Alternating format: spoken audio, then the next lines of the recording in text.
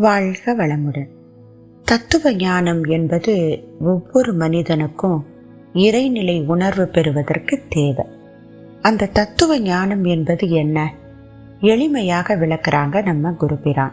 கண்களால் புலன்களால் பார்க்க முடியாத மறைபொருள்களை உணர்கின்ற ஆற்றல்களை தான் தத்துவ ஞானம் என்று சொல்கிறோம் என்று விளக்குகிறார் அருட்தந்தை அவர்கள். விக்கல் தீர ஒரு மருந்து. கடுக்காய் தூளை வெந்நீரில் கலந்து வடிகட்டி குடித்து வர விக்கல் தீரும்.